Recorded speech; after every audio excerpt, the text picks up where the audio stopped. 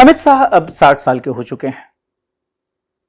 60 साल के उनके राजनीतिक जीवन में पिछले 2 दशक सबकी निगाह में रहे हैं, खासतौर पर तब जबकि गुजरात से निकलकर वो दिल्ली आए और दिल्ली आने के बाद से उन्होंने अपने राजनीतिक कौशल का लोहा सबसे मनवा लिया। 2014 में जो मोदी सरकार आई उसको लाने में भी अमित शाह की बड़ी भूमिका रही थी, क्योंकि नरेंद्र मोदी का जो जादू था पूरे देश में, उसको देश के सबसे बड़े प्रदेश उत्तर प्रदेश में वोटों में कन्वर्ट करने की जिम्मेदारी अमित शाह के पास थी। यूपी 80 लोकसभा सीटों वाला प्रदेश। 2014 के उस लोकसभा चुनाव में अमित शाह ने 71 सीटें बीजेपी के झोली में डलवाई, 2 सीटें गठबंधन के बाकी सदस्यों के हिस्से में। यह एक बड़ा रिकॉर्ड था। इसके साथ ही अमित शाह के राजनीतिक कौशल की धूम मच गई, लोग उन्हें चाणक्य कहने लगे। लेकिन आधुनिक राजनीति का यह चाणक्य उसके पहले गुजरात में अपना जौहर दिखा चुका था। 1997 में उन्होंने पहला चुनाव जीता था, विधानसभा का उपचुनाव था। उसके बाद से एक के बाद एक लगातार विधानसभा चुनाव अमित शाह जीतते गए। 2012 आखिरी विधानसभा चुनाव था, उसके बाद फिर वह राज्यसभा में गए। 2019 में उन्होंने लोकसभा का चुनाव लड़ा और 2019 से ही वो देश के गृह मंत्री भी हैं और सहकार मंत्री भी। अमित शाह के राजनीतिक कौशल की बात होती है, सबके ध्यान में है। लेकिन अमित शाह का बचपन कैसा था? अमित शाह के बचपन की कहानी हम सुनाने जा रहे हैं, जो कि ज्यादातर लोगों के ध्यान में नहीं। अमित शाह, उनका जन्म हुआ था 22 अक्टूबर 1964 को मुंबई में। लेकिन मुंबई उनका पैतृक शहर नहीं है। उनका पैतृक शहर है माणसा, गुजरात की राजधानी गांधीनगर का हिस्सा। लेकिन अमित शाह का यह पैतृक शहर एक समय महसाणा जिले का हिस्सा था, उसी महसाणा जिले का जिसका हिस्सा वडनगर हुआ करता था। वडनगर यानी देश के प्रधानमंत्री नरेंद्र मोदी का अपना पैतृक शहर। एक ही जिले के 2 शहर, वडनगर और माणसा। वडनगर में नरेंद्र मोदी जन्मे, माणसा में अमित शाह का जन्म नहीं हुआ, लेकिन उनका पूरा बचपन बीता। कैसा था अमित शाह का बचपन? यह कहानी मैं आपको सुनाऊं उसके पहले यह जान लेना बहुत रोचक होगा कि अमित शाह का जो जन्म हुआ उसके पहले उनके पिता अनिल चंद्र शाह और उनकी माताजी कुसुमबेन शाह, इनकी 6 संतानें और थीं, लेकिन ये 6 की 6 लड़कियां थीं। जाहिर है उनके दादा, जिनका नाम था गोकुलदास शाह, अनिल चंद्र शाह के पिता, वो बड़े परेशान थे कि आखिर उनके बेटे को तो सिर्फ 6 लड़कियां हुई हैं, फिर वंश परंपरा कैसे चलेगी? बहुत परेशानी में थे गोकुलदास शाह। सब कुछ था, धन, समृद्धि। आखिर वो उस माणसा के नगर सेठ थे, जो माणसा एक समय की रियासत, उस समय प्रिवी पर्स खत्म नहीं हुआ था, तो इसलिए वहां के जो शासक थे उनको सभी सुविधाएं, सभी सम्मान हासिल थे। भले ही माणसा का विलय 1947 में यूनियन ऑफ इंडिया में हो चुका था, लेकिन माणसा का राज परिवार, जो कि चावड़ा वंश से संबंधित था, वो चावड़ा वंश जिसके सबसे प्रतापी शासक रहे थे वनराज चावड़ा, जिन्होंने गुजरात की राजधानी के तौर पे अनहिलवाड़ पाटन की स्थापना की थी। उस चावड़ा वंश की जो कई रियासतें थी गुजरात में, उसमें से एक रियासत थी माणसा, काफी समृद्ध प्राचीन काल से। वहां पर ही था अमित शाह का खानदान। उनके दादा परदादा सब माणसा की ही मिट्टी में पले बढ़े थे और बड़ा मुकाम हासिल किया था। न सिर्फ गोकुलदास शाह नगर सेठ थे, बल्कि उनका बड़ा फलता फूलता कारोबार था। जिस समय शेयर बाजार को कोई जानता नहीं था, उस समय शेयर बाजार में उनका लंबा चौड़ा दखल था, सब कुछ था। लेकिन चिंता इस बात की थी कि वंश परंपरा कैसे आगे बढ़ेगी। वो एक पोते को चाहते थे, 6 पोतियां हो चुकी थी, फिर परेशानी दूर कैसे हो। हैरान परेशान गोकुलदास शाह, उन्होंने अपने पिता को याद किया। पिता यानी गुलाबचंद शाह, जो कि करीब 1.5 दशक पहले सन्यासी हो चुके थे। सन्यासी निरंजनी अखाड़े के। उस जमाने में जाहिर है टेलीफोन नहीं था। कैसे पहुंचते अपने पिता के पास गोकुलदास शाह? उन्हें याद आया 15 साल पहले वो मिले थे प्रयाग के कुंभ में अपने पिता से। जब अपने पिता को खोजते खोजते वो पहुंचे थे वहां, और निरंजनी अखाड़े में जब पिता से मुलाकात हुई थी, तो उस समय आचार्य महामंडलेश्वर जो निरंजनी अखाड़े के थे, उन्होंने कहा था कि क्यों परेशान होते हो, 15 साल बाद तुम्हारे पिता कामाख्या में मिल जाएंगे, वहां पर निरंजनी अखाड़ा का जो मठ है वहां पर।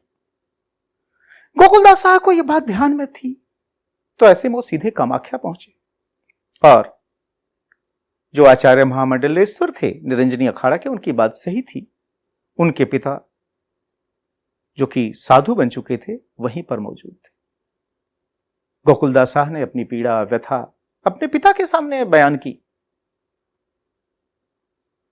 बोला, 6 पोतियां हो चुकी हैं, क्या करें, वंश परंपरा लगता नहीं है कि आगे चलेगी।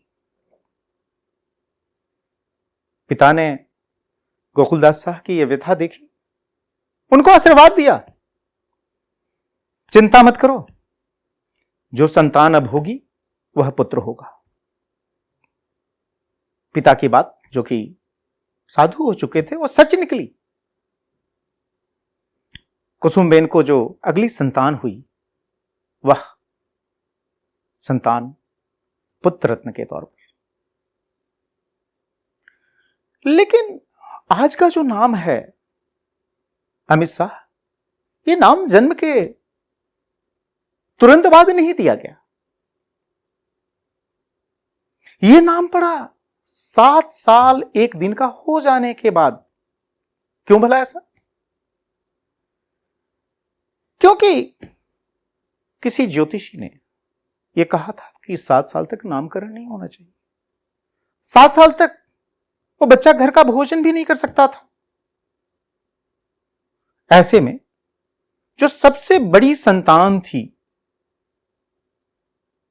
अनिल चंद्र शाह और कुसुमबेन की छायाबेन, उन्होंने अपने भाई के लिए पास पड़ोस के घरों से भिक्षा लेकर भोजन करवाया। लेकिन जाहिर है 7 साल तक बिना पढ़े तो रह नहीं सकता था बालक। बालक की शिक्षा दीक्षा उसी मानसा के एक बाल मंदिर में हुई। लेकिन सवाल यह था कि फिर एडमिशन रजिस्टर में नाम क्या रखा जाता। गुजरात की जो परंपरा है उसके हिसाब से अगर पुत्र हो तो उसको बाबू कहा जाता है, बिटिया हो तो बेबी कहा जाता है। तो उस बाल मंदिर के अंदर उस कैंपस में जो स्कूल चलता था, उसमें अमित शाह का नाम दर्ज किया गया, बाबू अनिल चंद्र शाह। 3री कक्षा तक जब अमित शाह पहुंचे तब तक यही नाम था। लेकिन घर के लोग सिर्फ बाबू तो बुलाते नहीं थे, अमित शाह को बुलाया जाता था पूनम भाई के तौर पर। और पूनम भाई क्यों? दरअसल अमित शाह का जन्म जब हुआ 22 अक्टूबर 1964 को, तो शरद पूर्णिमा का दिन था। शरद पूर्णिमा की काफी महत्ता है सनातन संस्कृति में। इसीलिए जब तक औपचारिक नामकरण नहीं हुआ था तब तक अमित शाह को पूनम भाई कहकर सब लोग संबोधित करते थे, चाहे उनके क्लास के विद्यार्थी रहे हों या फिर घर परिवार के सदस्य। उनके दादा ने एक वादा और निभाया था। सिर्फ ये नामकरण की ही बात नहीं थी, सिर्फ ये भिक्षा वाली बात ही नहीं थी। उन्होंने कामाख्या में जब अपने पिता से मुलाकात की थी और जब पिता ने यह कहा था कि तुम्हारे बेटे की अगली संतान वह पुत्र ही होगा, तो उन्होंने वहीं पर अपने पिता से एक वादा किया था। वादा ये कि अगर मुझे पोते की प्राप्ति हुई तो वह जितने वजन का होगा उतने ही वजन का मैं सोना चढ़ाऊंगा इस मां कामाख्या के मंदिर में। जब जन्म हुआ अमित शाह का तो उनका वजन था करीब 6 पाउंड। 6 पाउंड अगर मोटे तौर पे कहें तो करीब 2.25 किलोग्राम होता है। दादा गोकुलदास ने माता कामाख्या के मंदिर में 2.25 केजी सोने का त्रिशूल चढ़ाया। ये जो है अमित शाह का मां कामाख्या के साथ कनेक्शन जन्म के पहले से ही बन गया था। आखिर कामाख्या देवी के मंदिर के आसपास ही उनके परदादा गुलाबचंद शाह सन्यासी के तौर पर साधना कर रहे थे। मां कामाख्या के आशीर्वाद के तौर पर ही माना जाता है कि अमित शाह का जन्म हुआ। तो इसलिए उनके दादा ने मां कामाख्या को करीब 2.25 किलोग्राम वजन का सोने का त्रिशूल अर्पित किया। यह तो हुई जन्म की बात। पढ़ाई, बाल मंदिर में उन्होंने 1 से 4 तक की पढ़ाई की। ये पढ़ाई जब वो कर रहे थे उस समय ही पुस्तकों में उनकी रुचि जग गई और उसमें उनकी मां कुसुमबेन की बड़ी भूमिका रही, जिन्होंने अपने बच्चे को अच्छी अच्छी पुस्तकें पढ़ने के लिए प्रेरित किया। उस बाल मंदिर के कैंपस में एक छोटी सी लाइब्रेरी भी थी, लेकिन जब यह बालक 1 से 4 तक की पढ़ाई पूरी करने के बाद से जब एक दूसरे स्कूल में गया, तब तक उसकी रुचि और बढ़ गई पुस्तकों में। अमित शाह ने 9वीं तक की पढ़ाई मानसा में ही की। विठलदास गुलाबचंद ट्रस्ट का जो बाल मंदिर था उसमें 1 से 4 तक की पढ़ाई करने के बाद से 5वीं में जिस स्कूल में पढ़ने गए थे अमित शाह, वो स्कूल आरबीएलडी के नाम पर जाना जाता था। यहीं पर उन्होंने 9वीं तक की पढ़ाई की। जब यहां पर पढ़ रहे थे उस समय अमित शाह का जो स्वभाव था बहुत ही शांत, गंभीर, ज्यादा हल्ला गुल्ला में नहीं, खाली समय में हमेशा पुस्तकालय में बैठे रहना। और सिर्फ ये स्कूल की लाइब्रेरी में ही नहीं, मानसा में एक पब्लिक लाइब्रेरी भी थी और ये लाइब्रेरी महात्मा गांधी के नाम पर। महात्मा गांधी पब्लिक लाइब्रेरी जो थी वह अमित शाह की अपनी जो खानदानी हवेली थी उसके बगल में। अमित शाह वहीं अपना ज्यादातर समय गुजारा करते थे। भारतीय राजनीति का आधुनिक चाणक्य अमित शाह को कहा जाता है, लेकिन उन्होंने चाणक्य के बारे में खुद उस समय पढ़ लिया था, और खासतौर पर कौटिल्य रचित अर्थशास्त्र जो है, जब वो सिर्फ 9 साल के थे, मानसा में थे, महात्मा गांधी पब्लिक लाइब्रेरी में बैठकर। लेकिन ऐसा नहीं था कि अमित शाह सिर्फ किताबों के इर्द गिर्द ही रहते थे, लेकिन लाइब्रेरी की क्या वैल्यू है वो ये समझते थे। उसी लाइब्रेरी में बैठकर उन्होंने चाणक्य के बारे में पढ़ा, विवेकानंद के बारे में पढ़ा, इतिहास, संस्कृति, दर्शन, राजनीति, इन सबसे जुड़ी हुई जो किताबें हैं उसका अध्ययन किया। इसी वजह से देश दुनिया के जो राजनीतिक ऐतिहासिक घटनाक्रम थे उन पर उनकी पकड़ मजबूत होती गई। कभी आगे चलकर उन्होंने कहा भी कि अगर मैं लाइब्रेरी में नहीं बैठता, अगर पुस्तकों को पढ़ने में मेरी रुचि बचपन में नहीं पैदा हुई होती, अगर वो गहरी नहीं होती, तो शायद मैं भी किसी बनिए की तरह कोई व्यवसाय कर रहा होता। बनिए पे बात याद आई कि अमित शाह का जो परिवार था, जो खानदान था, यह पुष्टि मार्गीय वैष्णव बनिया परिवार था, जैन बनिया नहीं। जो कि याद हो, लालू यादव ने जब अमित शाह पर हमला करना था 2015 के, जब बिहार विधानसभा चुनाव हो रहे थे, बार बार कह रहे थे कि अमित शाह जैन बनिया है। लेकिन अमित शाह जैन बनिया नहीं, पुष्टि मार्गीय वैष्णव वाणिया है। गुजराती में वाणिया शब्द, हिंदी में बनिया। और एक और शब्द प्रयोग होता है उनकी कम्युनिटी के लिए जो कि उनके स्कूल रजिस्टर में भी दर्ज है, नागरवाणिया। नागरवाणिया के बारे में माना जाता है कि इनकी भी उत्पत्ति उसी वर्णनगर से है जिस वर्णनगर में नरेंद्र मोदी का जन्म हुआ था। यह संयोग भी है, खानदानी संयोग। मजे की बात एक और है, जिस बाल मंदिर में अमित शाह ने 1 से लेकर 4वीं तक की पढ़ाई की, उस बाल मंदिर के साथ जो स्कूल की छोटी सी लाइब्रेरी थी उसका नाम हीराबा लाइब्रेरी था। जाहिर है वो हीराबा मानसा के किसी परिवार की थी जिनके नाम पर उसका नाम रखा गया था। लेकिन ये उस वक्त कहां पता था कि जिन नरेंद्र मोदी के अमित शाह के करियर में इतनी बड़ी भूमिका रहने वाली है, उनकी अपनी मां का नाम हीराबा है। यहां तक कि जिस स्कूल से 5वीं से लेकर 9वीं तक की पढ़ाई अमित शाह ने की, उस स्कूल में भी एक नाम जो है वो दामोदर दास का है। यह भी एक संयोग, नरेंद्र मोदी के अपने पिता थे दामोदर दास मोदी, लेकिन ये दामोदर दास मानसा के दामोदर दास कोई और थे। उस वक्त भला किसे पता था कि ये शब्द अमित शाह की आगे के जीवन में कहीं ना कहीं टकराएंगे जब उनका नरेंद्र मोदी से संपर्क होगा। खैर, जब 5वीं से 9वीं तक की पढ़ाई कर रहे थे, उस दौरान अमित शाह की खेल में भी रुचि जगी।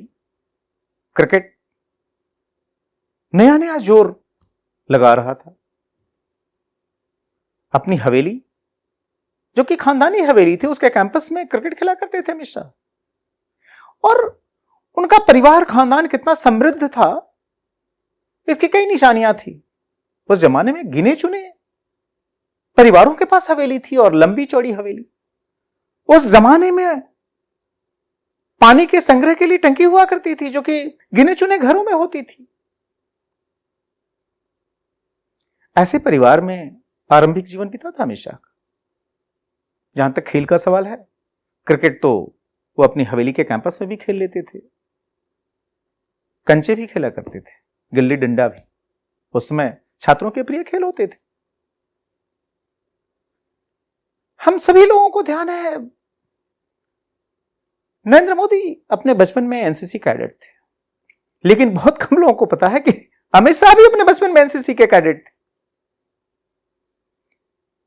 जब वो 8वीं क्लास में थे तो उन्होंने एनसीसी में हिस्सा लिया था।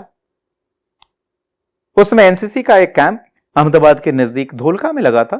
उस कैंप में शामिल हुए थे अमित शाह। यह बात है 1977 की। ये वो साल है जब इस देश में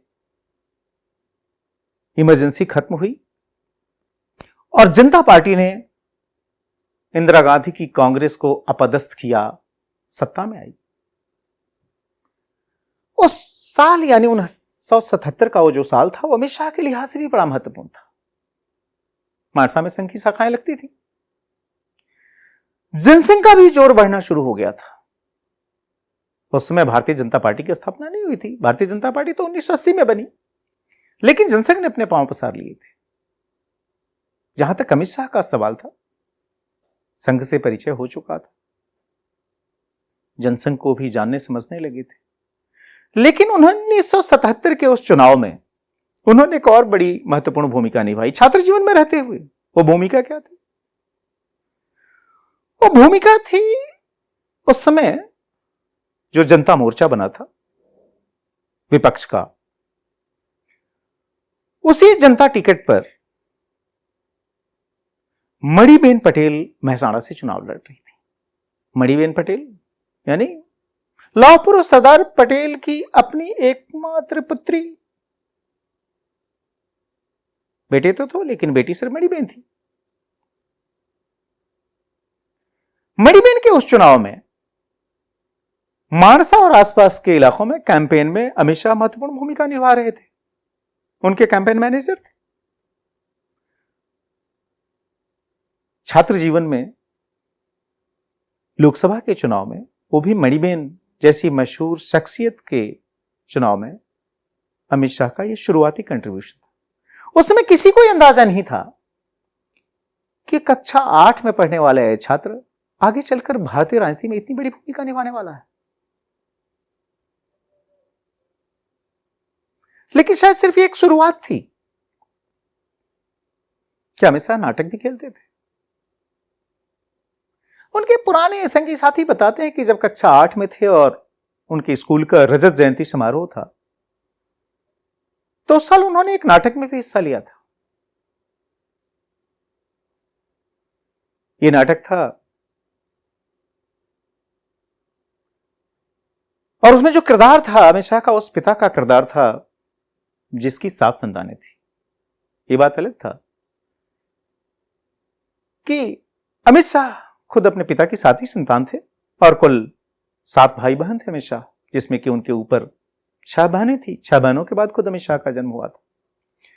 तो इस तरीके से खेल, जिसमें कि क्रिकेट भी था, जिसमें गिल्ली डंडा भी था, कंचे भी थे, ये नाटक, एनसीसी, लाइब्रेरी, ये सब चीजें अमित शाह के शुरुआती जीवन का हिस्सा थी, उनके बचपन का हिस्सा थी।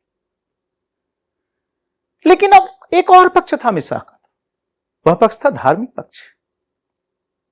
धर्म, अध्यात्म, इन सब में अमित शाह की रुचि बचपन से ही गहरी होनी शुरू हो गई थी। इसका कारण क्या था? इसका कारण यह था कि खुद अमित शाह का अपना परिवार पुष्टि मार्गीय वैष्णव परिवार था, जिसमें कि सनातन जी के प्रति काफी आस्था होती है। उनकी जो अपनी कुलदेवी थी वो थी बहुचर माता। बहुचर माता को शक्ति का ही स्वरूप माना जाता है। बहुचर माता का मंदिर अमित शाह की अपनी खानदानी हवेली के बगल में, अक्सर जाते थे वहां। और मंदिरों में जो ये आस्था जगी, और ध्यान रखें कि मानसा में सिर्फ बहुचर माता का मंदिर नहीं था, वहां स्वामीनारायण का भी मंदिर था, जो कि काफी पुराना मंदिर था, जो कालूपुर पीठ थी उसकी तरफ से वो संचालित होने वाला मंदिर। यही नहीं, भगवान शिव का भी मंदिर, राम जी मंदिर, दुर्गा मंदिर, यहां तक कि जैन मंदिर भी। वैष्णव संप्रदाय में पुष्टि मार्गी जो परंपरा है उसमें हवेलियों की भी परंपरा, तो हवेलियां भी थी वहां। इन सब की वजह से बचपन से ही धर्म, कर्म, अध्यात्म में अमित शाह की रुचि गहरी होती चली। जब लोग उन्हें भारतीय राजनीति के आधुनिक चाणक्य के तौर पर गिनते हैं, उसमें लोगों को, शायद ज्यादातर लोगों को ध्यान में नहीं आता कि अमित शाह का जो ये पक्ष है, जिसमें कि इतिहास, अध्यात्म, धर्म, वो उतना ही मजबूत है, और जिसकी शुरुआत जो है या जिसकी नींव जो है वो पड़ गई थी मानसा में रहते हुए। सभी महापुरुषों की जीवनी को पढ़ना, उनसे प्रेरणा लेना, ये सब कुछ शुरू हो गया था। उस समय का मानसा उद्योग व्यापार के हिसाब से भी महत्वपूर्ण था। रियासत थी, बाजार भी था काफी बड़ा, व्यवसायी वर्ग बड़े पैमाने पर था। अमित शाह के अपने दादा का शेयर का कारोबार था। कॉटन के लिए भी मशहूर था मानसा, कॉपर का भी बिजनेस होता था। ये सभी व्यवसाय जो है, इनमें से ज्यादातर में अमित शाह के परदादा, दादा, पिता, इन सबकी इन्वॉल्वमेंट थी। उसके बड़े प्लेयर थे। शेयर मार्केट को पिछले 3-4 दशक में आम आदमी के बीच में इतनी लोकप्रियता मिली है। लेकिन अमित शाह का जो परिवार था, जो उनके पुरखे थे, वो शेयर बाजार में तब से थे जबकि भारत में शेयर मार्केट की शुरुआत हुई थी। अगर रिकॉर्ड के तौर पे देखें तो 1875 में बीएसई की स्थापना हुई। बीएसई सिर्फ भारत ही नहीं, एशिया का सबसे पुराना स्टॉक एक्सचेंज है और उस स्टॉक एक्सचेंज का उस समय कार्ड लेना होता था। अगर आप उसके मेंबर होते थे तो आपको कार्ड मिलता था, ब्रोकर कहा जाता था। तो जो शुरुआती कार्ड इस देश में कुछ परिवारों के पास थे, उनमें से एक कार्ड अमित शाह के अपने खानदान में था, उनके दादा परदादा के जमाने का। और इसीलिए अमित शाह का अपना भी प्रोफेशन राजनीति के साथ साथ लंबे समय तक शेयर ट्रेडिंग ही रही। जाहिर है बचपन से ही वो संस्कार मिले हुए थे। पिता को भी शेयर ट्रेडिंग करते हुए देखा था उनने, दादा को भी देखा था। तो अमित शाह का बचपन ही ऐसा था, समृद्ध परिवार में जन्म, लेकिन शुरुआती जीवन सादगी में। शुरू के 7 वर्ष घर का खाना नहीं, पास पड़ोस से बहन जो भिक्षा के तौर पर मांग के लाती थी वो भोजन करना। शायद यही वजह थी कि जीवन के आगे के वर्षों में जब हम देखते हैं कि अमित शाह एक नेता के तौर पर, एक राजनीतिज्ञ के तौर पर सामान्य दलित आदिवासी परिवारों में बड़ी सहजता से भोजन करते नजर आते हैं, तो शायद उसकी भी नींव बचपन में ही पड़ गई थी, जहां पर कि आप किसी के भी घर का पका हुआ भोजन कर सकते थे। तो पूनम भाई जो है भारतीय राजनीति में इतना बड़ा मुकाम अमित शाह के तौर पर हासिल कर लेंगे, मानसा में किसी को भी 1964 से लेकर, जब उनका जन्म तो मुंबई में हुआ लेकिन परिवार उनके जन्म के बाद ही मानसा में वापस शिफ्ट हो गया था। अनिल चंद्र शाह उनके पिता जो हैं 1950 से लेकर 1964 के बीच मोटे तौर पर मुंबई में रहे थे। मुंबई अमित शाह के ननिहाल की वजह से भी जो है एक तरह से कह सकते हैं, उनके ननिहाल के भी उनके मामा वगैरह उस समय वो भी मुंबई में रहते थे। यहां तक कि अमित शाह की जो 3 बुआएं थीं उनमें से एक बुआ तो मुंबई में ही थी, और मुंबई में उस समय जो बड़ी बड़ी कपड़ा मिलें थी उनमें से एक बड़ी कपड़ा मिल जो थी वह अमित शाह की अपनी बुआ के ससुराल की थी। तो समृद्धि जो है नाते रिश्तेदार सबके बीच थी। इस समृद्धि के बीच अमित शाह का जन्म हुआ था मुंबई में, लेकिन बचपन बीता मानसा में। 1964 से लेकर एक तरह से देखें तो 1978 तक अमित शाह मानसा में ही रहे। 1978 में जब उन्होंने 9वीं की पढ़ाई कर ली तो फिर परिवार अहमदाबाद में शिफ्ट हुआ। 1978 के बाद अमित शाह के जीवन में एक नया अध्याय आया जब अहमदाबाद में उन्होंने रहना शुरू किया, 10वीं क्लास में एडमिशन लिया। लेकिन मानसा से अहमदाबाद, जिसको उस जमाने में करीब 1.5 घंटे का रास्ता था, आप कलोल होते हुए अहमदाबाद आते थे, ट्रांसपोर्ट उतना बेहतर नहीं था। उस मानसा से अमित शाह ने अपने संबंध को कभी तोड़ा नहीं। आज भी हर नवरात्रि में वह मानसा में होते हैं, अपनी कुलदेवी बहुचर माता के दर्शन करने जाते हैं। बहुचर माता के मंदिर का भी जीर्णोद्धार अमित शाह ने करवाया। लाइब्रेरी की बात हम लोग कर रहे थे उनके बचपन के संदर्भ में। जिस महात्मा गांधी लाइब्रेरी में बचपन में उन्होंने पढ़ाई की, उस महात्मा गांधी लाइब्रेरी का जीर्णोद्धार भी अमित शाह ने करवाया। और जब ये जीर्णोद्धार चल रहा था तो उस लाइब्रेरी की, जो कि सार्वजनिक लाइब्रेरी थी, उसकी जितनी भी किताबें, फर्नीचर, ये सब की सब अमित शाह की अपनी खानदानी हवेली में वो सारी की सारी चीजें रखी हुई थी। यही नहीं, जो ऐतिहासिक मालवा तालाब है उसका भी जीर्णोद्धार करवा। तो अपने पैतृक शहर को अमित शाह भूले नहीं है। बचपन की यादें अब भी कूट कूट कर भरी हैं। बचपन में किस तरीके से बहनें उनका ध्यान रखती थी। शाह बहन अमित शाह की एक बहन नहीं रही। इसी साल उनका देहांत हो गया। बाकी 5 बहनें, 2 बड़ी बहनें अमेरिका में, 1 बहन मुंबई में, 2 बहनें अब भी अहमदाबाद। बचपन में बहनों ने जिस तरीके से अपने भाई को, जो कि एक तरह से कह सकते हैं कि मां कामाख्या के आशीर्वाद से जिनका जन्म हुआ था, उनका जमकर लालन पालन किया था, ध्यान रखा था। बहनें अपने भाई को बाल मंदिर में छोड़ने के लिए आती थी, कंधे पे उठाए हुए।